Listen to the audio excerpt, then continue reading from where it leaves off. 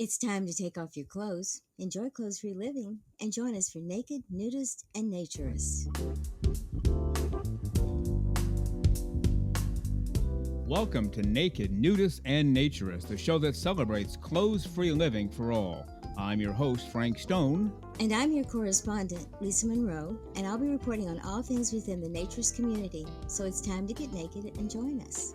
And enjoy clothes-free living on Naked, Nudists, and Naturists.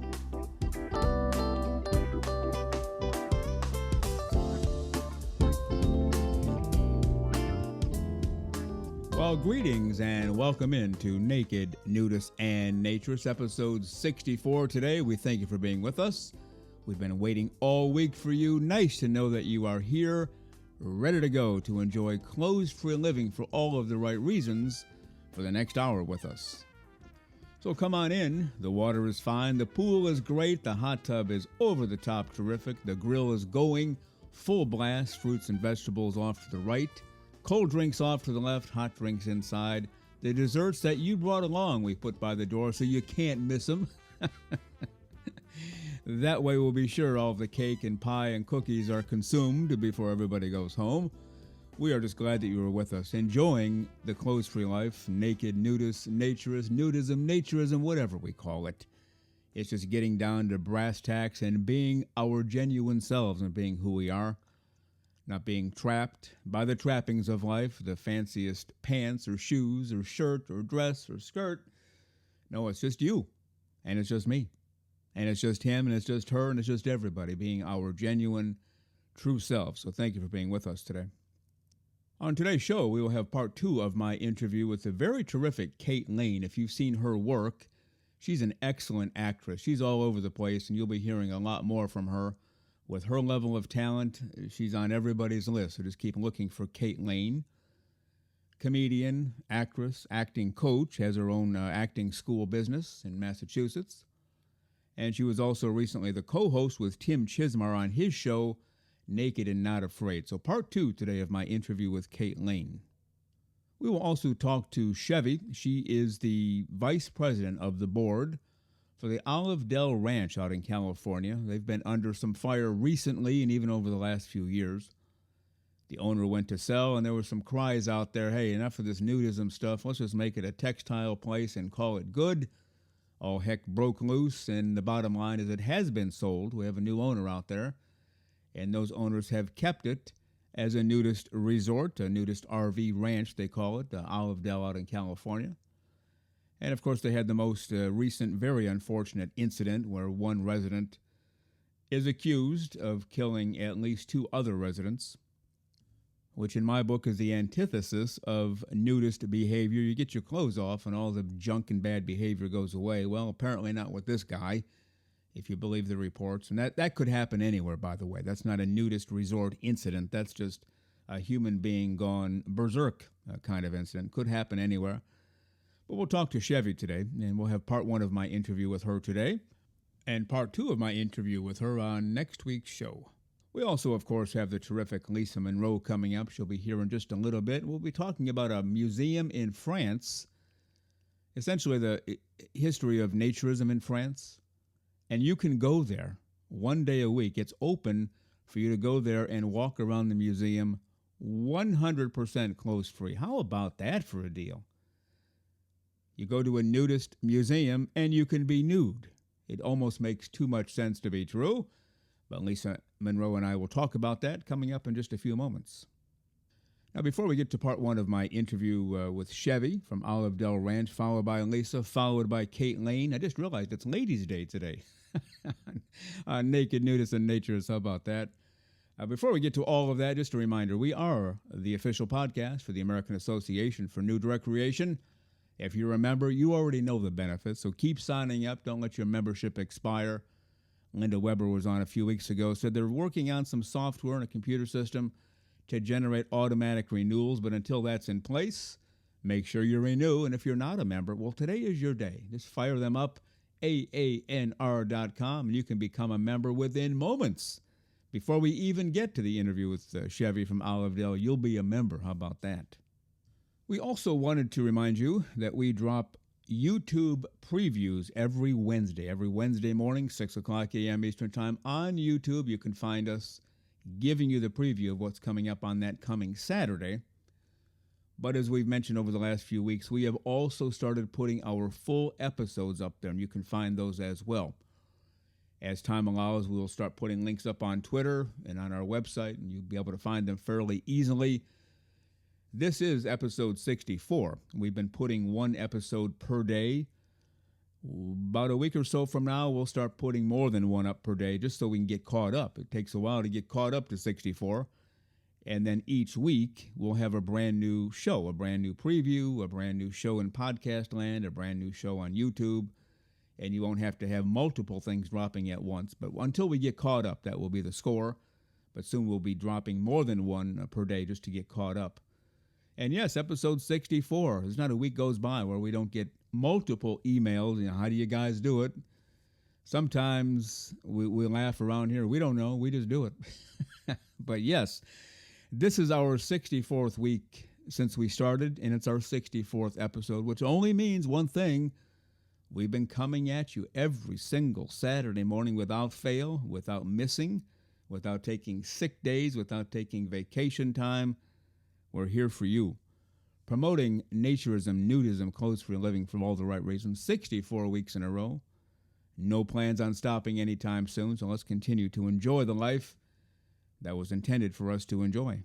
Please remember to write to us early and often, nakednudistandnaturist.com. You can visit us on Twitter. That's probably the best place to get a hold of us.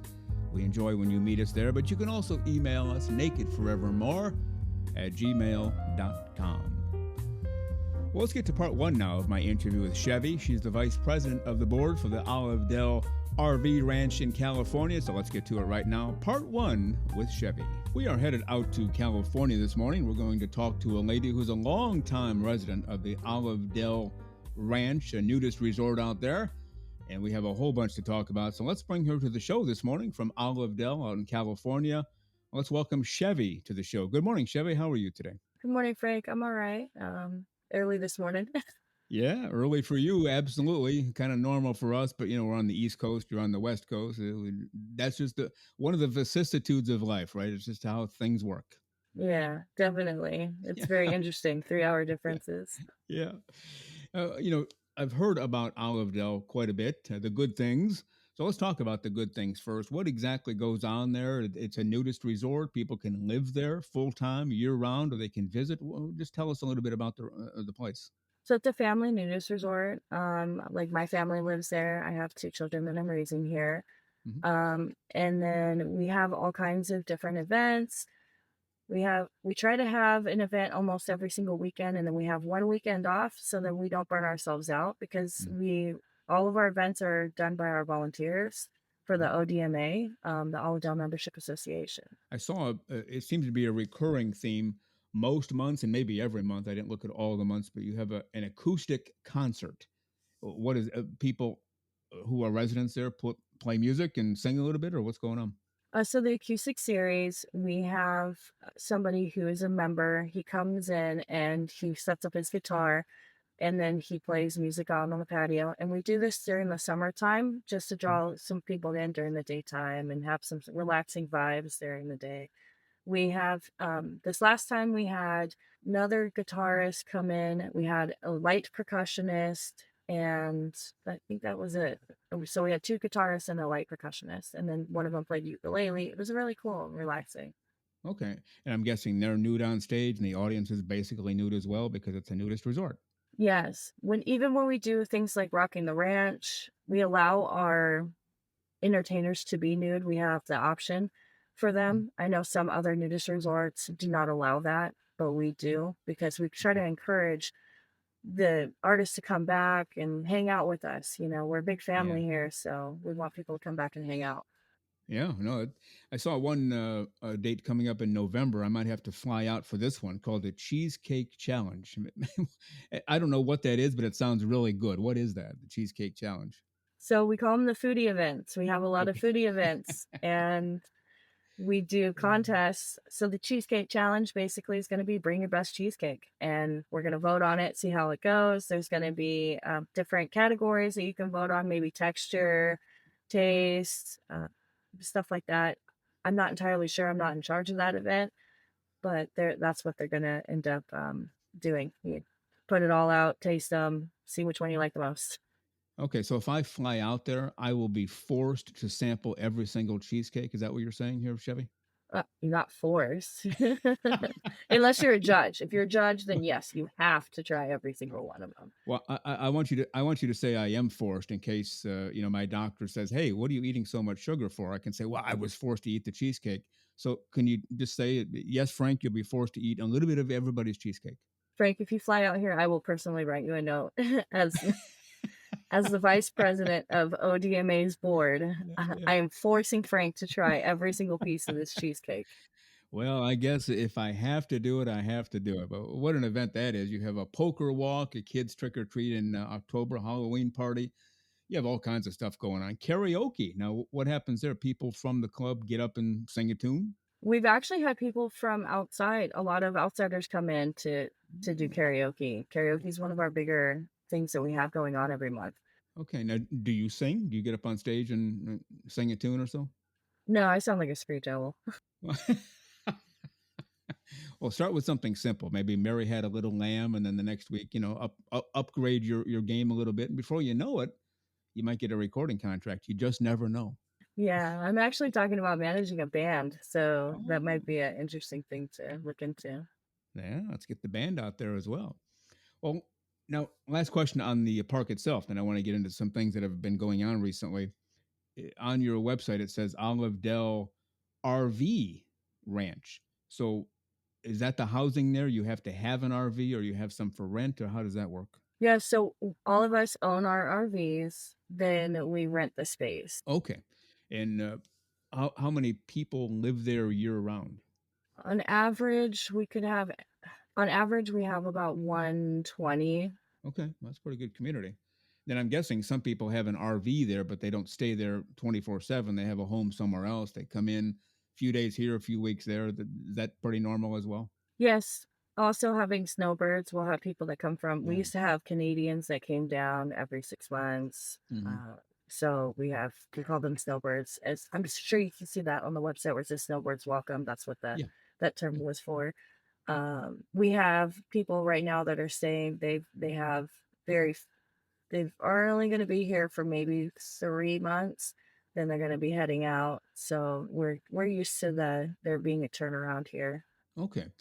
Where is this at? As I understand, it's not really that far from Los Angeles, but the Olive Dell Ranch RV Park, where is it in California?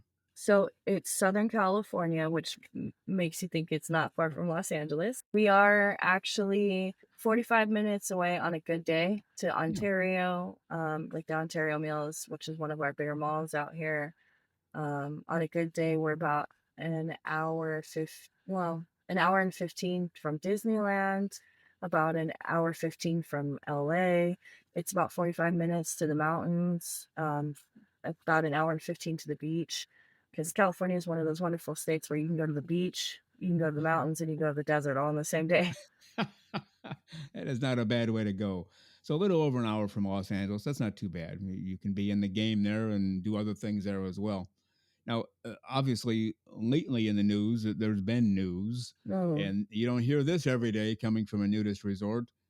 Some people got killed there. It sounds like, or I don't know if they were killed there and brought in, or maybe just tell us what the heck happened. We don't want to focus on the negative, but it is in the news. It was on. I think I first saw it in the New York Post of all places, so it's big news. What the heck happened there? so we had a couple of our residents go missing.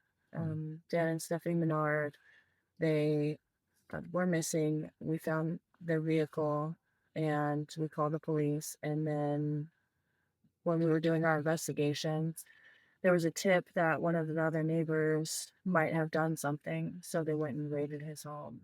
And they found, I understand, human remains either under his house or under the other person's house. So what happened there? Under his house, Okay, which not a lot of us knew about. Um, I guess he was building a bunker because he wanted to stay cooler okay. uh, during the daytime. So living in a trailer out here in full sun, it is hot. Like Oh, it okay. is very, very hot. So for I guess the people have known about it for a couple years. So the people that have known about it didn't think anything of it because, like I said, it's really hot out here. Mm-hmm. It was 103 yesterday. So Okay.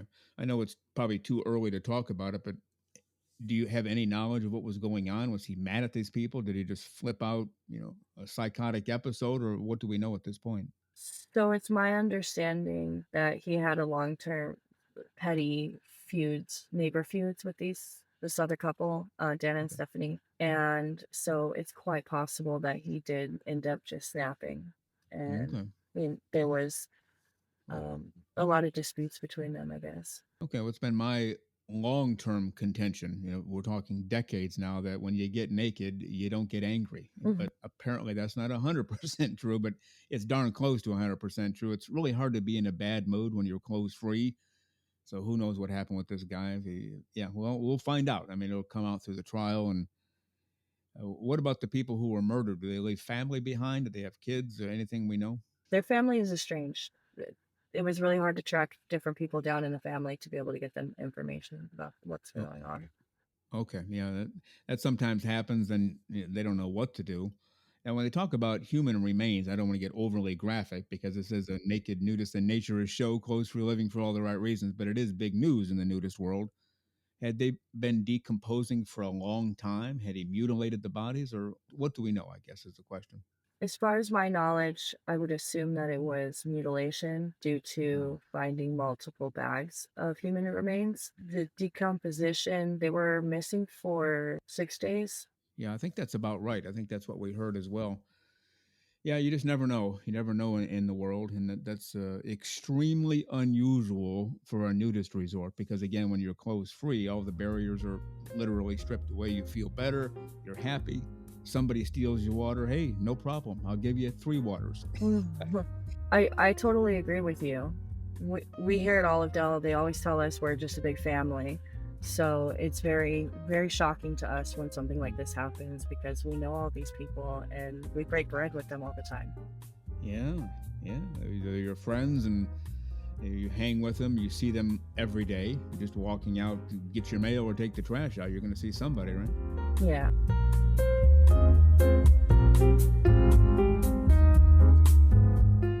The terrific Chevy out at the Olive Dell RV Ranch out in California, about an hour and 15 minutes or so from LA, I believe she told us.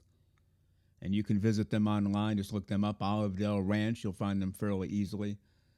What a terrific community, as I got to know her a little bit during the interview. It's a very close knit community out at Olive Dell. So we appreciate Chevy being on today in part two of my interview with her on next week's show. You're listening to Naked Nudists and Naturists, episode 64 today. Thank you for being with us. And have you heard some music sneaking in? Is it there right now? Let's listen. Yes, it's there. That can only mean one thing. It's time for the great, the terrific, the completely over the top and clothes free and smiling, our naturism correspondent, Lisa Monroe.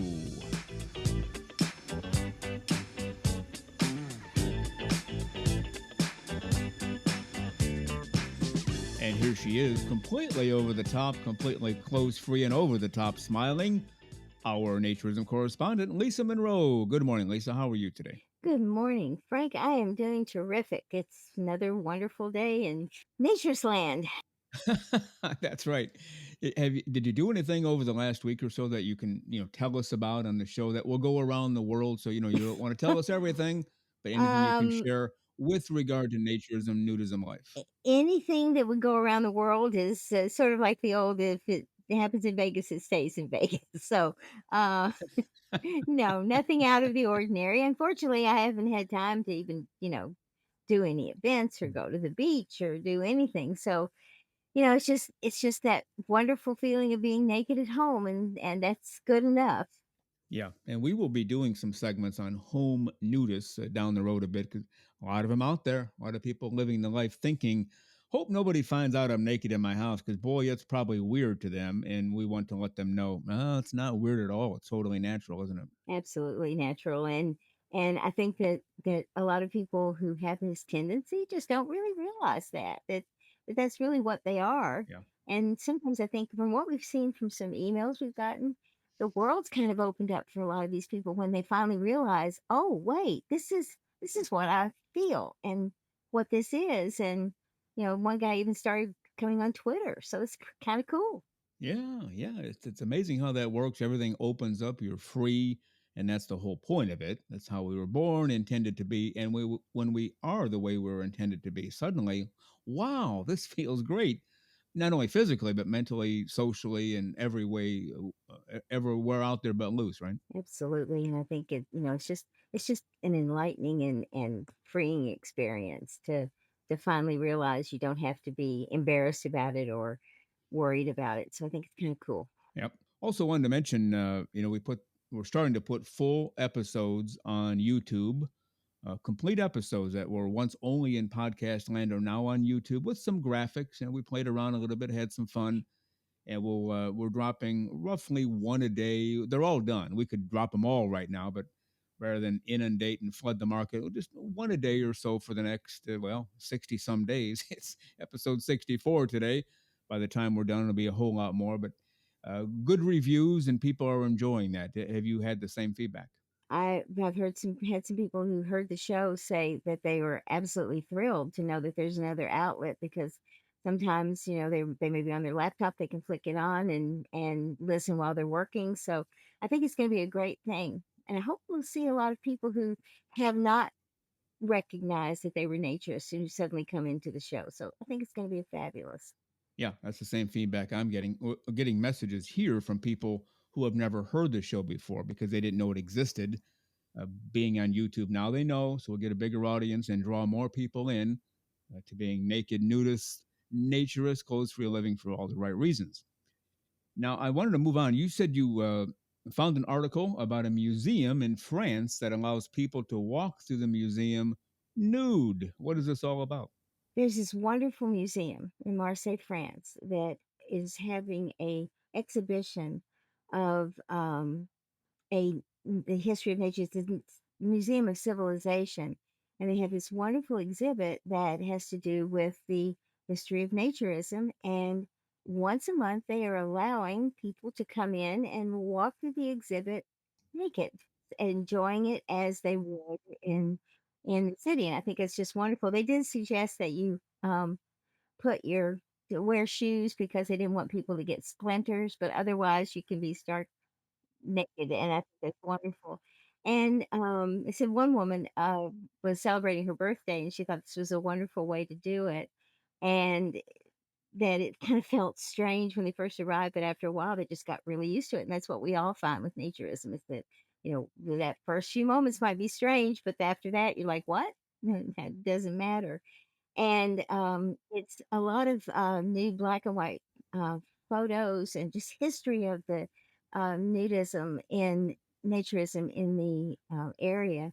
What I found interesting was, for the US, we don't have a lot of this kind of thing allowed. And in Britain, I know that people are, there's no law against walking around naked, but, there's some people who don't like it. And one British couple said that, you know, they were really shocked because it seems so accepted in Europe and in France, where even if you could do it in Britain, people frowned on it and were unhappy about it in a lot of places. So I think it's just a wonderful way for people who maybe have never done this to also walk in and be able to experience naturism and see that it's actually a wonderful thing. Yeah, now a couple of comments in that article about one is a quote that naturism in England really is not accepted, Hmm. and that's not been our understanding. Talking to people we've talked to, they'll go for nude hikes or nude walks, and people wave to them, "Hey, how you doing?" No big deal. I mean, occasionally somebody will get like, "What are you doing?"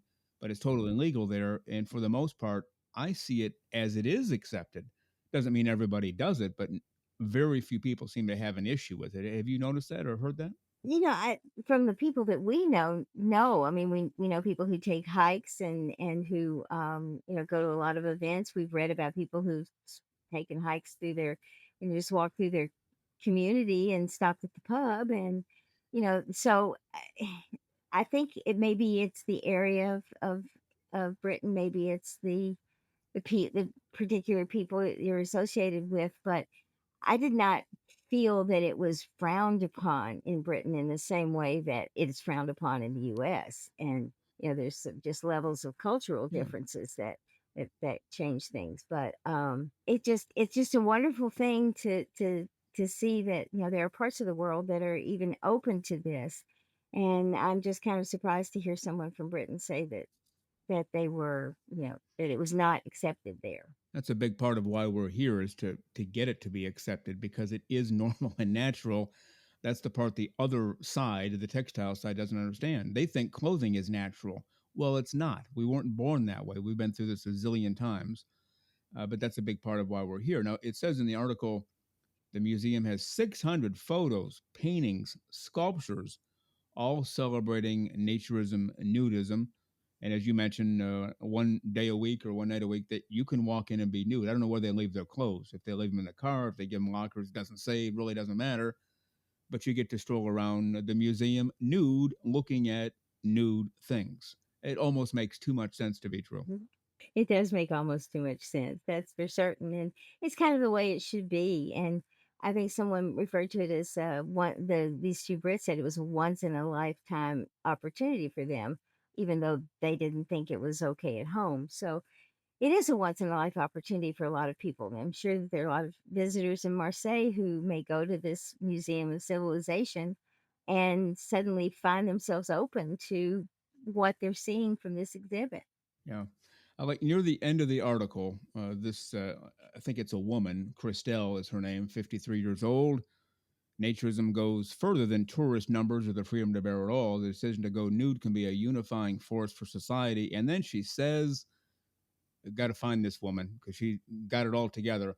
When you're naked, it's very complicated to face someone on the I battlefield. love that I quote. just, I love that line because that says it all. It's hard to be mad and angry and ticked off when you're when you're nude. I mean, you agree, I'm guessing. Oh, I definitely agree, and maybe that would solve a lot of world problems that we have right now if we just demanded that happen. So, I don't know, but it's just a wonderful exhibit. The first off, there's an exhibit about naturism, and that they're also offering naturists the opportunity to enjoy it the way they should. Hmm. All right, we need to head for the hills. So again, this is in where's this at again? In France, the museum, Marseille, southern France, in Marseille. Marseille, France, Hmm. and it's the Museum of Civilizations of Europe and the Mediterranean. It's called. That's the Yeah, exhibition anyway. All right, so if you're in France, go for it. If you're not in France, get there. You can be nude. Check out the naturism exhibit, fully nude. And Lisa Monroe, with that, we have to head for the hills. Go out there and have a great close-free week. And we'll talk again next time. absolutely, Frank. You take care and you stay natural too. All right. Thank you. Bye.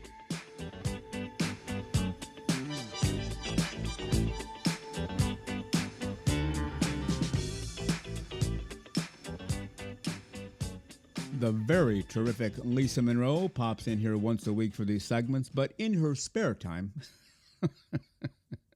I'll pay the price for that, but in her spare time, she does all of our website work, everything you see on our website, Naked Nudist and Naturist.com. Lisa Monroe does all of that. She also produces our Thursday meme promo on Twitter. Every time you fire up Twitter on a Thursday, 6 o'clock a.m. Eastern Time. Technically, it's 6:05 a.m. Eastern Time. There's a meme promoting the upcoming show. Lisa does that as well. So we appreciate Lisa Monroe very much around here.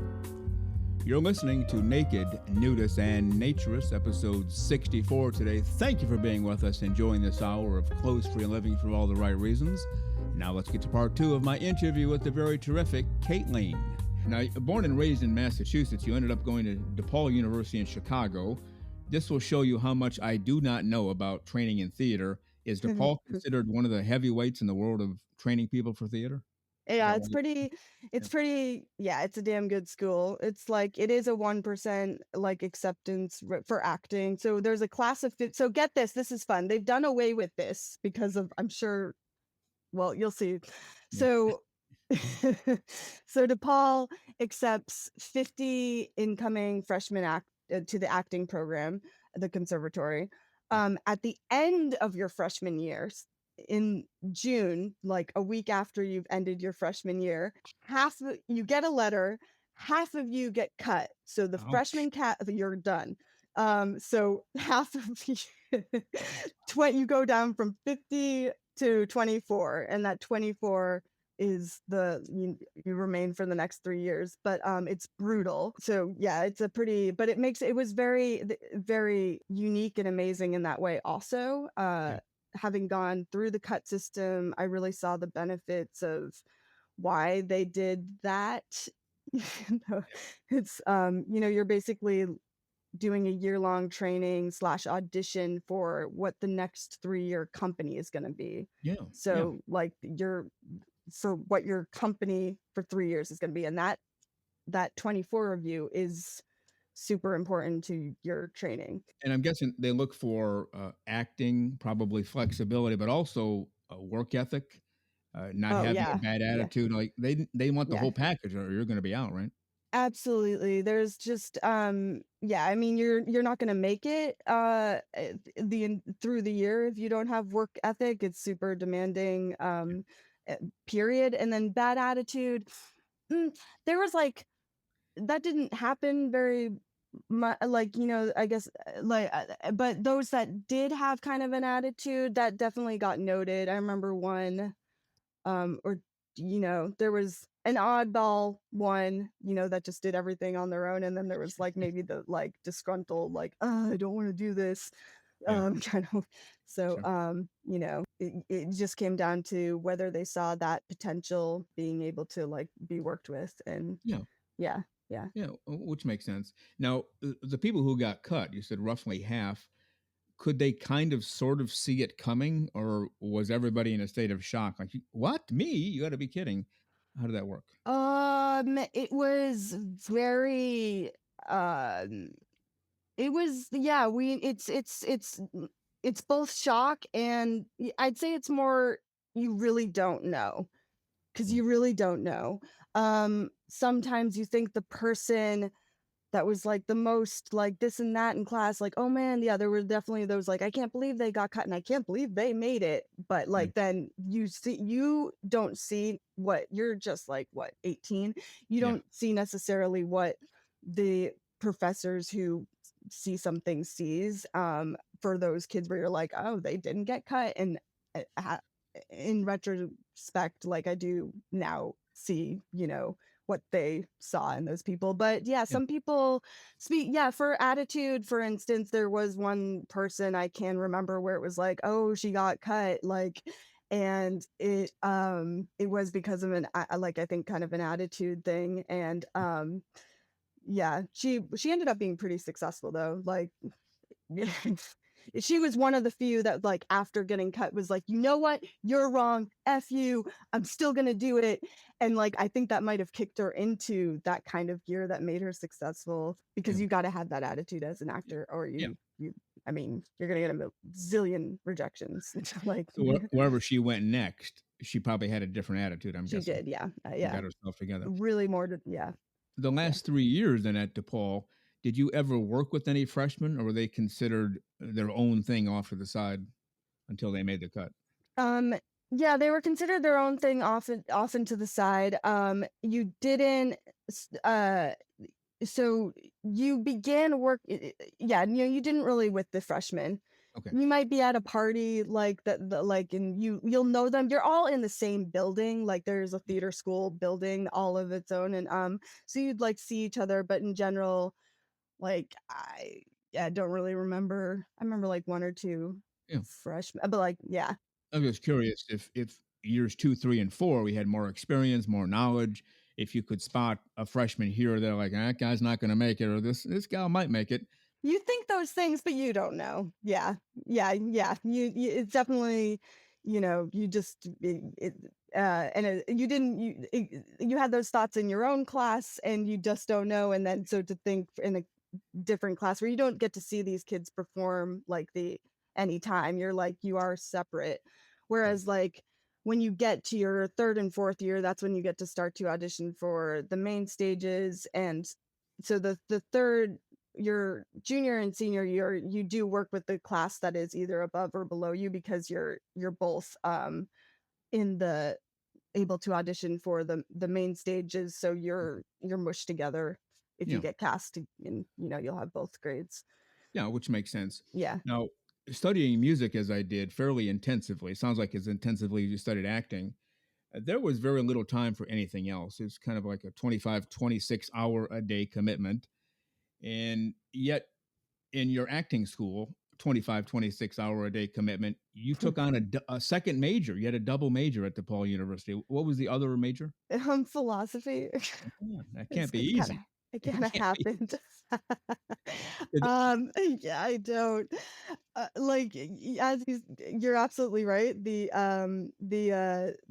reason why they wouldn't allow you to double major, and they told me I wasn't allowed, but what I did was I finished all the criteria and then I declared my major after my Ah, second major after it was all done so that they anyway. But it wasn't allowed because it was so demanding. You didn't have time for it. yeah. Honestly, I don't know how I honestly don't know.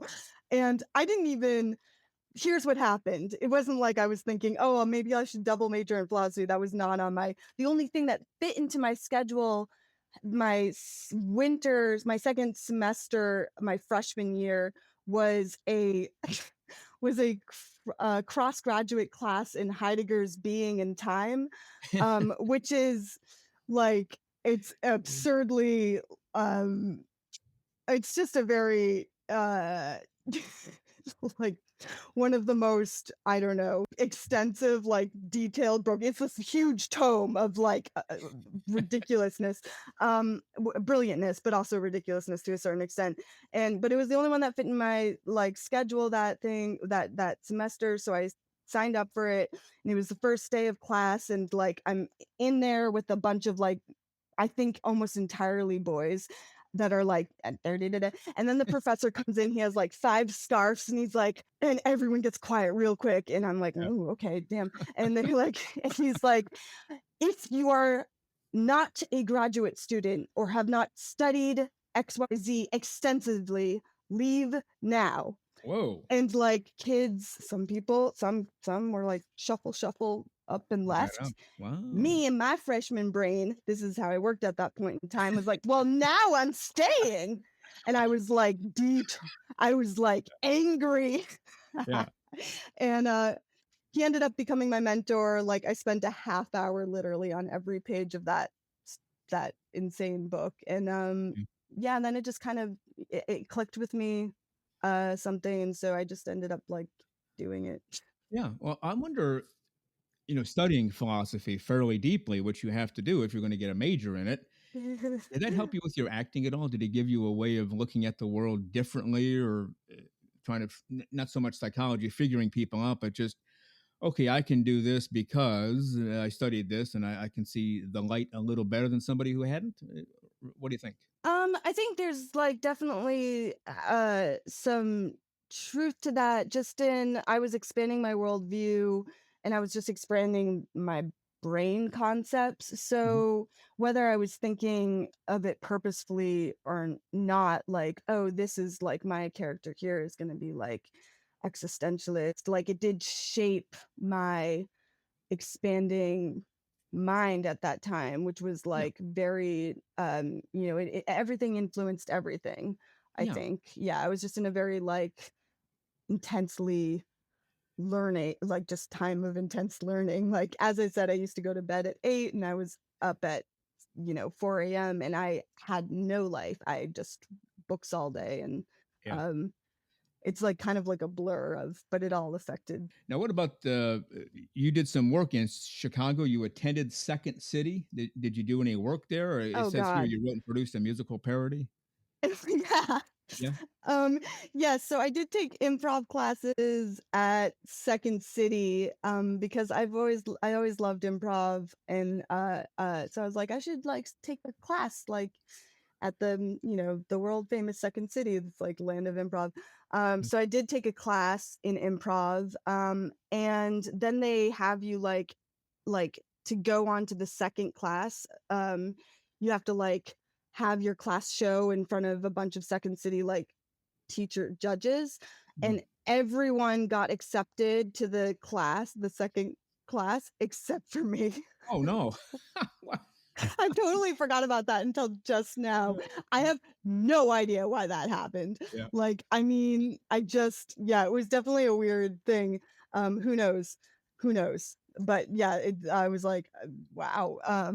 So that was Second City training. And then yeah, I was asked to do this theater that called like Gorilla Tango Theater asked me to create a show for their experimental series, and I, being experimental, was like, well, I haven't written a musical, so I'll do that. So I wrote like a parody musical, Okay. like making fun of experimental, like kind of the experimental theater that I did, but was like super pretentious and like art Okay. for art's sake, and then like making it a musical was made it fun.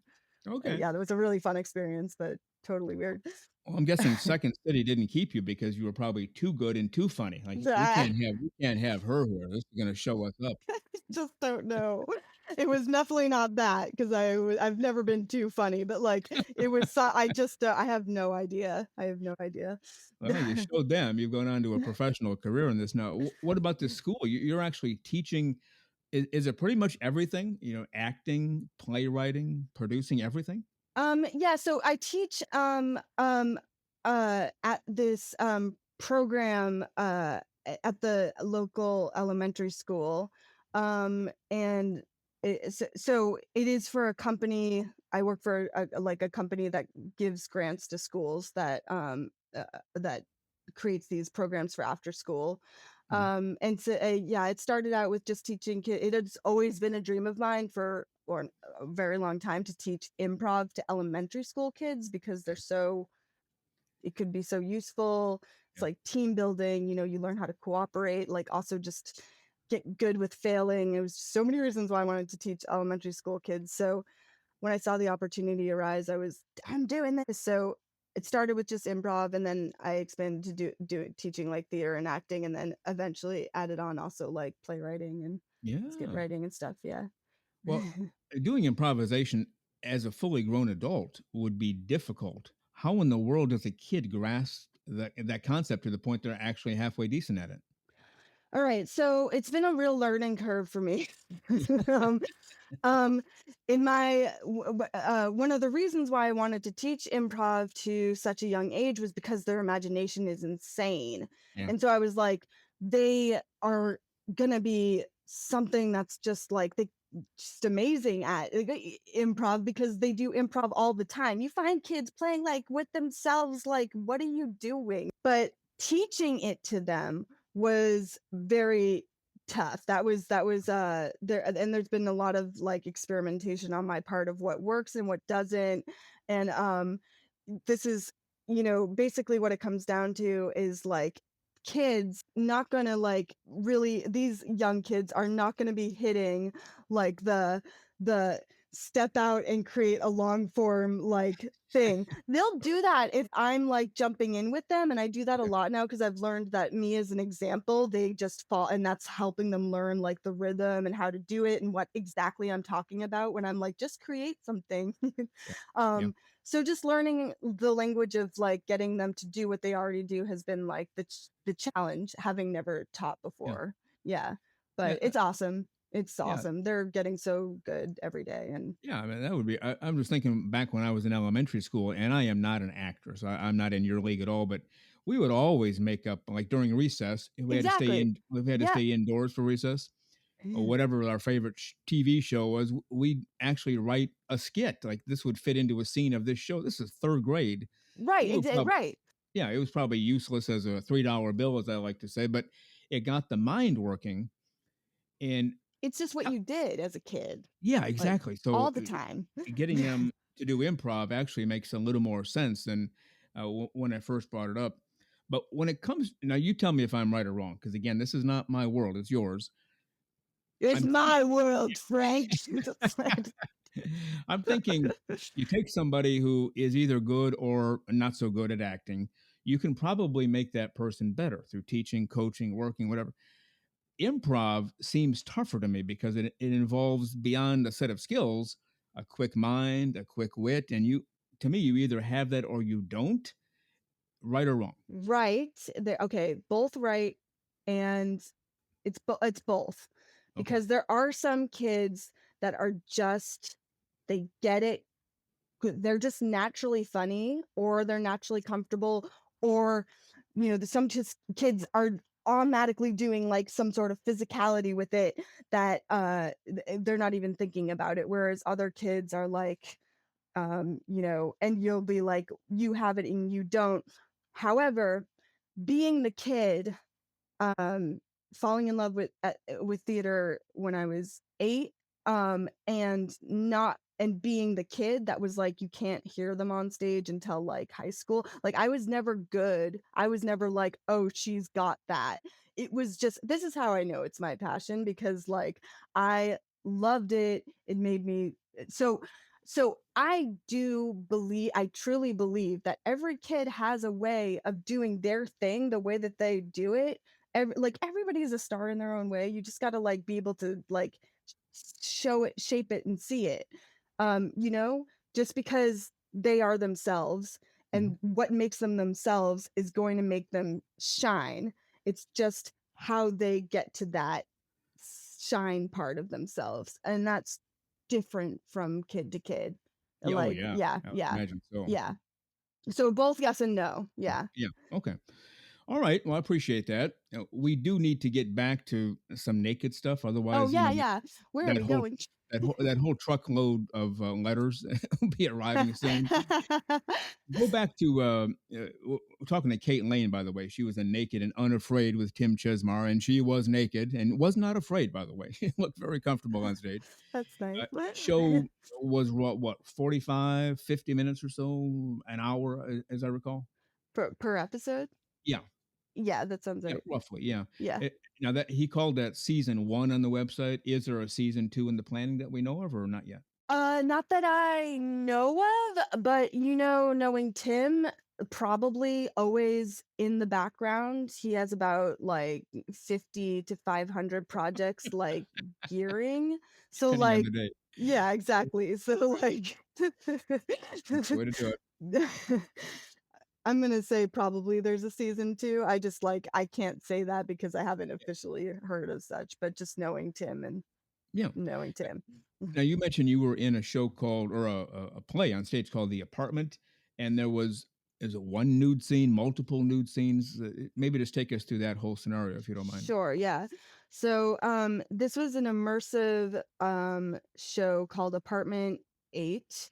It actually wasn't on stage. It took place in a tiny bathroom in a apartment 8. So what what what happened in this play was you were it was one audience member at a time, and I was like the one actor, like, and I played a a person, a girl who had just been murdered by the audience member. Oh, So the every audience member would come in blindfolded and with headphones on, and there's this kind of like beginning part where but anyway, you take the headphones and the blindfold off, and you've been hearing actually your own voice looping back into your through the headphones saying, I've done a bad thing. I'm a good person, but I've done a bad thing. And yeah. then you take your headphones and blindfolds off, and there's blood everywhere. This tiny bathroom. There's only like red lights coming from the bathtub, and there's a naked, bloody woman lying like dead in the bathtub. Oh, Then I start to talk to them as like it becomes clear that like you had just that you are lovers, and like something occurred, and it's this whole sequence of like what had just she's talking to them about what just it's a beautiful just a beautiful piece. So yeah, so intense. I was inches away from people, but definitely not a stage setting, and very okay. intimate, very naked. Yeah. And I'm guessing, since you painted a picture of blood everywhere, probably not the kind of thing, fun event for the whole family. Probably not. No. Right. No family members were allowed to come, which was sad because it was like huge. This is probably the best Like I definitely think it's the best piece of art I've ever Yeah. done. And yeah, but I'm like, unfortunately, no, like I'm like, sisters, you can't see this one, like Yeah. can't see Right. what I won an award for it like at Yeah. Hollywood Fringe Festival, which is a huge deal for it, but like, too bad, sorry, you can't. Wow. That's definitely very intensive. But so you were Ooh, nude for the entire play, but mhm, only one person at a time would see you, mhm, basically. Okay. mhm. Yeah, because I'm talking to one person. And that was the nudity part was no big deal for you. It was just that's what the script calls for. That's what I'm doing. No, that was a pretty big that was like challenging, and it was very terrifying, and eventually it was very awesome because like really, working through that was very empowering. But Yeah. what had happened was my brilliant best friend and playwright Annie Lesser, who wrote the play, she, prior to writing it, she had an idea and she wanted me to play that person. And she told me that she wanted to write this piece, but I would be naked in it. And I was like, absolutely. Um, Okay. and then, uh, it was definitely like, especially when I was like just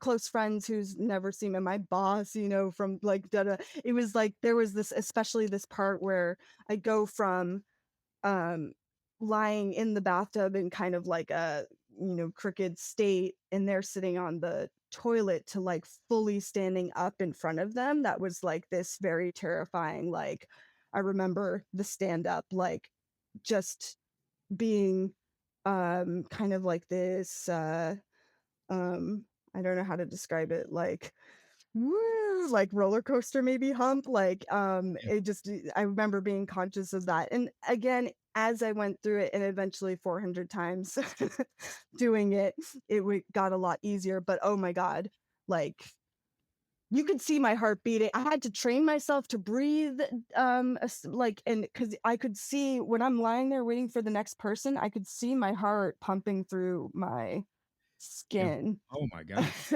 Like, Well, it's a little bit intensive for sure. Now, what yeah, oh about the yeah. show? You on a show Easy Abby? Think You I got got it right it. that Yeah, time. All yeah. right. Yeah, I seem to recall reading you were on season 2, but lots of nudity in that one as well, right? There's like 3 sex scenes, which all required some degree of nudity. Yeah. So it's not like a huge amount of nudity. Like not every episode has nudity, but there's like, you know, enough if you Google me now, there's like like a zillion, like just because it's girl on girl, like porn, like they take scenes from that. So like yeah, it seems like a lot of nudity. But it's not too much in the grand scheme of things, yeah. I always wondered about a nude scene in a show or a movie or whatever. Okay, you're on the set. I don't know how many people are on the set, but are the actors really nude? Do they use body doubles or parts covered up? We see what we see, but we don't see everything, obviously, that goes on in the studio. What is that like in a studio setting?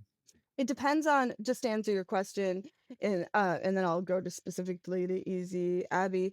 And Yeah. it depends, like from person to person, Okay. the actor and the piece. But for this, for Easy Abby, we had a small crew as it was. It wasn't like giant. But in general, when there's nudity, you y I'm forgetting what the phrase is now, but like, it's like most everybody leaves except for like the core crew, like Okay. it Okay. just it's Yeah. like a general, like, what do you call it? Like Just practice, protocol. Yeah. Yeah. or like etiquette, yeah, protocol, that's what it is. And you talk through, like with the director and like beforehand what is comfortable with the actor, and like how to choreograph it. Usually in big productions you have like an intimacy coordinator, so a coach actually there like helping, yeah. But we didn't have that for this. And Yeah, it was fun. It's like for Easy Abby, I was actually uh like the sex scenes, um involved that the character that they cast, that my character was with, was my like best friend from theater school, because it Yeah. was shot in Chicago. Yeah. And so it was like a fair amount of like laughing and like awkwardness, but like also she's an incredible actor, and like, Yeah. we've always, it was but there's a lot more awkwardness that goes on behind the scenes of a sex scene than one would imagine. For Oh, instance, like the sure. shower scene. Yeah. Yeah. Oh, yeah. Like You were telling about that off. yeah. Yeah. Go ahead. Yeah. Go ahead. So the shower scene, it's cold. Okay, so it's just like the most not Right. not fun thing. And you're like supposed to be like in this ecstasy, like this is wonderful for the scene, but like in reality, like water's just going in your like eyes and mouth. It's kind of cold. It's everywhere. You're like like spitting water, trying to like be like this is fine. But really it's You have to keep the water cold, right? yeah, because the steam.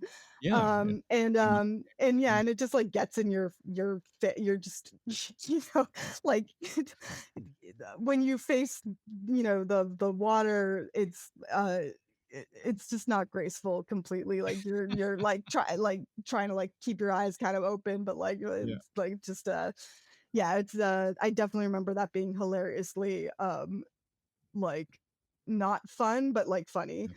Yeah. The magic of Hollywood, they always make it look, ooh, this is great. Yeah, But I mean, like, we're acting, but, like, it's it's like the opposite. It's like, please. Um, and then there was, like, easier ones, like, some of them, it just felt like it was like an, a a a a different sex scene called for just, I think, like, kind of like a one shot and, like, on the bed, and it just felt like kind of really natural of like, "Oh, I know these motions because yeah. this is what I would do." There you go. Yeah. All right. Well, it's been great to have talked to you today. We've been talking to Kate Lane. Calls herself, doesn't put a label on herself, but not a naturist, but spends a lot of time without her clothes on. Mhm. Not a Might be naturist, but not a naturist is how I right. call myself, Yeah, exactly. Might be more going on than either one of us know. Maybe one of these days you'll be calling other people to put on naked shows as you, as Sure. opposed. Yeah, Absolutely. absolutely. No, for sure I can see myself like, yes. Definitely so. Comedian, actress, runs a school where she teaches playwriting and improvisation, does improvisation on her own.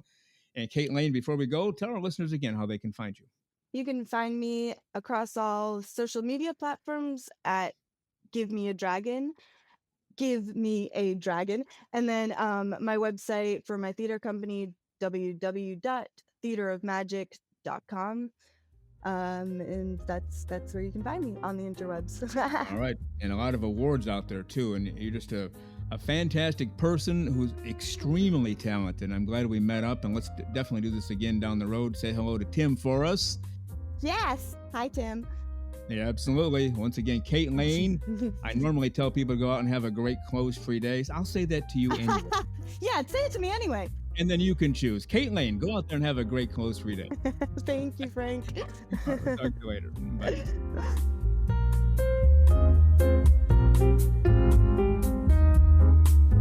The very terrific Kate Lane, she does it all in the industry. A terrific actress, an excellent comedian, and a phenomenal acting coach. She's also the co-host with Tim Chismar on his show, Naked and Not Afraid. Just does it all. And she's out there all over the place, and I pretty much guarantee you'll be hearing a lot more from Kate Lane, and we thank her for all of her time on today's show. Over the next couple of weeks, on episodes 65 and 66, our special guest will be an author from Canada who goes by the name Izera. He has written a book entitled Naked, Shameless, Human, and Free. So Izera coming up on episodes 65 and 66. Well, you've been listening to Naked, Nudists, and Naturists, episode 64 today. We give you a brand new show every Saturday morning at 6 o'clock a.m. Eastern Time. Continue to join us. Check us out on our website, nakednudistandnaturist.com, Spotify, Google, Amazon/Audible, Apple Podcasts, and also on Twitter. You can write us anywhere, anytime, any place. And we thank you for being with us today. Plan to join us for every single one of our shows here and have your clothes off when you're listening. We have our clothes off when we're broadcasting, enjoying the naturist life. We celebrate clothes-free living for all. Remember to enjoy being naked and join us again for Naked Nudists and Naturists. We drop a brand new show every Saturday morning, so come back and join us. Have your clothes off when you do for Naked Nudists and Naturists. Have a great clothes-free day.